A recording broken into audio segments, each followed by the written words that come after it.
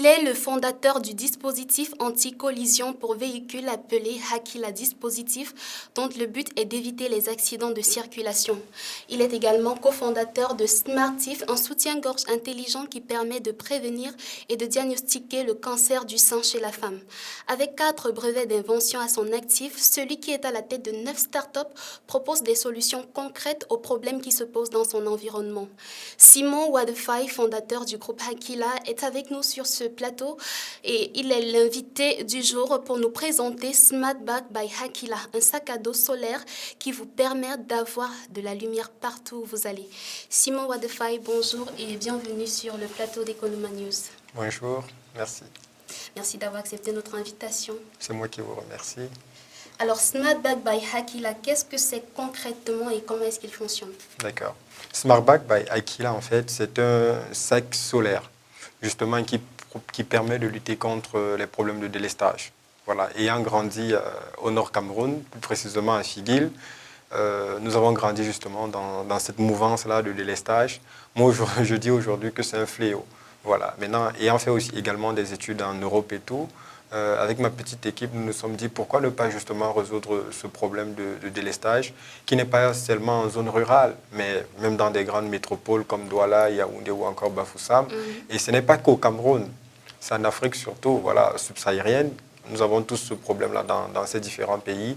Et c'est ainsi donc que nous avons décidé de mettre sur pied justement un sac qui est rechargeable grâce à l'énergie, en fait grâce au soleil. Donc, la plaque solaire justement capte les rayons ultraviolets, stocke au niveau de la batterie et justement il y a une lampe qui est fournie qui permet justement d'utiliser justement la nuit pour pouvoir étudier en ce qui concerne les élèves ou encore les étudiants. On peut également l'utiliser pour des randonnées, pour torcher aussi. Durant la nuit, on peut également charger son téléphone avec. Donc en réalité, c'est ça qui vient faciliter le quotidien des personnes pour pouvoir lutter contre les problèmes d'électricité. Qui est la cible principale de Smart Bag by Hakila? Bon, on pourra dire des populations en zone rurale, parce que justement, ce sont ces personnes ou encore ce sont ces zones qui sont plus touchées par ce problème d'électricité et de délestage. Alors, depuis quand le sac est-il sur le marché et comment est-ce qu'il est reçu par les consommateurs? Bon, en fait, ça fait pas longtemps que nous avons eu à mettre sur pied. Déjà, la vidéo a fait plusieurs milliers de vues dans les réseaux. Donc, actuellement, en fait, ce que nous sommes en train de vouloir faire pour pouvoir mettre le sac sur le marché, c'est essayer de tisser des partenariats avec des ONG, des associations. Pourquoi? Parce que nous nous misons, en fait, nous focalisons plus sur l'économie d'échelle. Plus nous produisons en quantité, plus le coût sera réduit.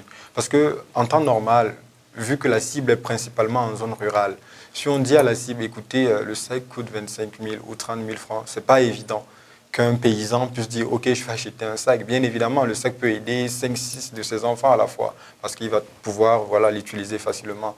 Mais sauf que nous voulons justement collaborer, que ce soit avec des ONG, des associations ou encore même des investisseurs qui seront prêts à mettre des gros moyens pour qu'on puisse produire justement en quantité, pour que le sac puisse coûter probablement moins de 10 000 francs pour que justement ces populations puissent en avoir. Vous estimez la demande à quelle échelle? Au niveau du Cameroun, déjà, quand on essaye de voir, rien qu'avec nos petits posts sur les réseaux, pratiquement plus de 100 000 demandes, et même des associations, quand nous essayons, ou des ONG, voilà, récemment, bon, c'est vrai que ce n'est pas encore totalement officiel, mais j'ai eu l'occasion à présenter à UNICEF. Vous voyez, UNICEF au Cameroun ou encore au niveau international. Si demain on parvient à faire un partenariat, on va parler probablement de millions de sacs qu'on pourra distribuer, pas seulement en Afrique, même subsaharienne.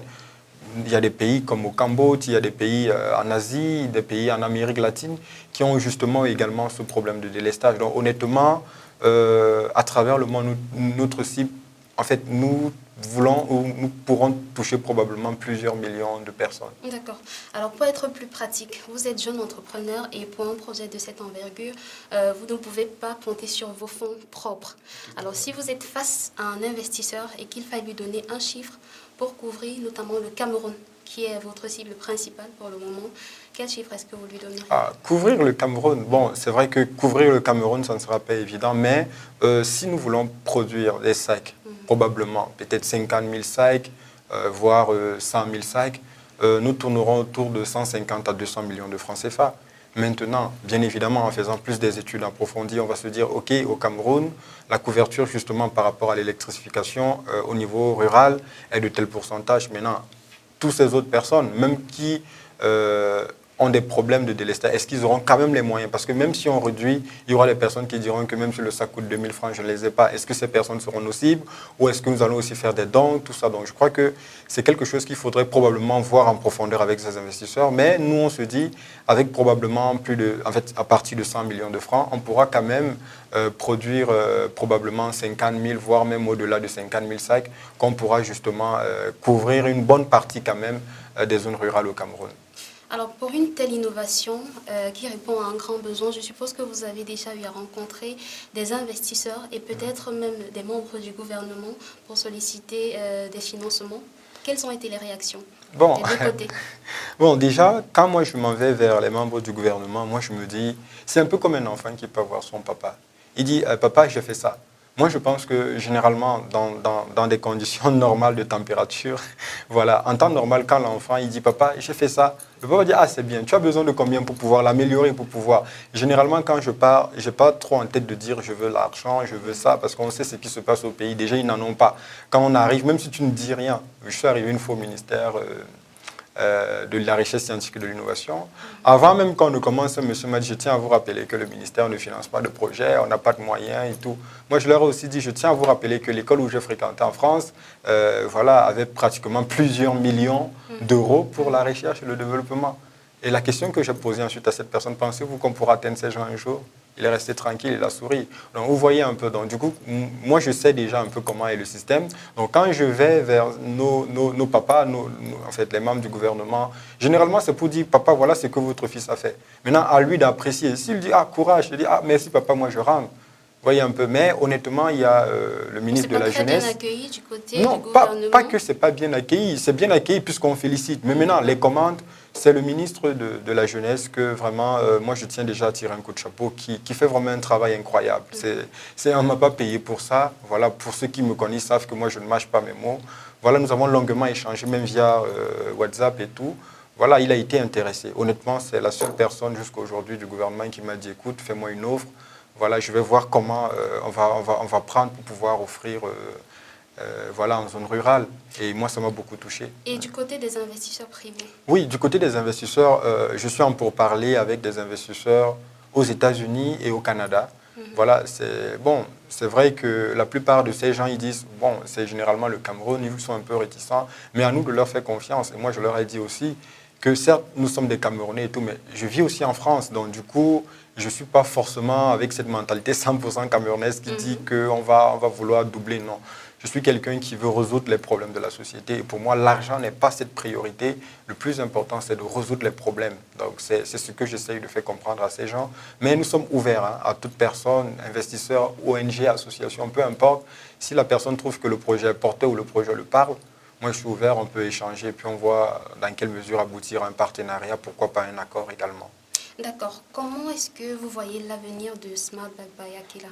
Oh, tant qu'il y aura toujours des problèmes de délestage, on en aura toujours besoin, honnêtement. Parce que déjà, c'est facile à transporter. Voilà, je peux présenter. Voilà, si vous me permettez. Donc, voilà comment est-ce que le sac fonctionne. Il suffit juste de le brancher. Voilà. Ça permet de... Avec un port USB? Oui, avec un port USB. Là, voilà. On peut facilement charger et tout. Oui, si vous me permettez, il y a beaucoup qui ont dit non, mais pourquoi la couleur vert ou jaune? En fait, ce qu'il faut savoir, c'est que nous avons produit ces sacs vierges en temps normal. En fait, il n'y avait pas de port pendant la canne. Du coup, on s'est dit, après la canne, il y a eu quelques sacs qui sont restés. Donc, c'était pour valoriser le pays. On s'est dit, mais comme on était en train de travailler sur plusieurs prototypes, on s'est dit, pourquoi ne pas utiliser ces sacs? Pourquoi aller produire? Et en plus, c'est les couleurs du pays. C'est beau. Pour moi, c'est le plus beau pays au monde. C'est ma destination préférée. C'est ma destination des rêves, le Cameroun. Donc, pour que les gens ne disent pas que non, il faut changer de couleur. Parce qu'honnêtement, nous, au pays, c'est ça, en fait. Quand on montre un truc, on regarde le doigt, on ne regarde pas où on monte. Voilà un autre sac. J'espère que les gens ne diront plus que pourquoi le sac est vert ou jaune, trop de couleurs. Moi, je me dis, c'est lamentable. On ne s'arrête pas sur la couleur. Le sac, on change de couleur tous les jours. L'offre est variée, on peut retrouver voilà, c'est variable. Tout à fait, toutes les couleurs. Et si, justement, une ONG, par exemple, je prends un exemple, si votre journal ou votre média décide de commander pour l'équipe et tout. On ne va pas faire ça en vert ou jaune. On va dire, OK, nos couleurs sont bleues, sont rouges, sont jaunes. En parlant des commandes, justement, si on vous demande une commande, si on vous passe une commande, pardon, comment est-ce que vous estimez le coût? C'est en fonction de la quantité, c'est en fonction de l'entreprise qui passe la commande, parce que je suppose que c'est quand même commercialisé, même si ce n'est pas encore à grande échelle. Oui, en fait, justement, comme j'étais en train de dire tout à l'heure, nous mettons l'accent sur l'économie d'échelle. Justement, si une entreprise, c'est un peu comme ce qui se passe en Chine, si vous me le permettez, si vous demandez 100 sacs, on peut dire, OK, 100 sacs, ça peut peut-être coûter, je dis n'importe quoi, 15 000 francs.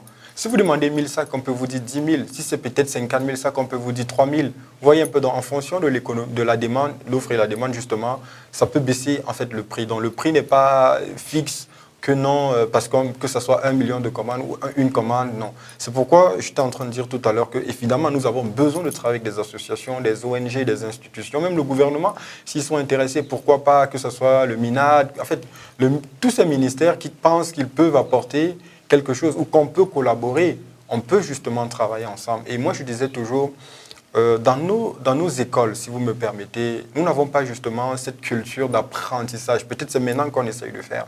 Moi, j'ai grandi dans un système où on nous a dit 1 plus 1 égale à 2. Pourquoi l'enseignant te dit 1 plus 1 égale à 2, c'est comme ça. J'ai grandi dans un système où, parce que tu as répété ce que le maître a dit ou l'enseignant a dit, on dit tu es premier de la classe. C'est pas vrai.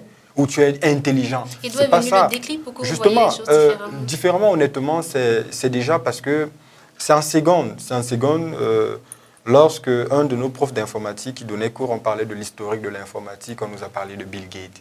Il dit, écoutez, Bill Gates est l'homme le plus riche du monde, sa fortune à l'époque était estimée à, je crois, 64 milliards. Je rentre à la maison et dis, mais attends, un être humain comme ça, et à l'époque, je crois, le budget du Cameroun, c'était en 2009-2010, c'était à moins de 3 000 milliards de francs.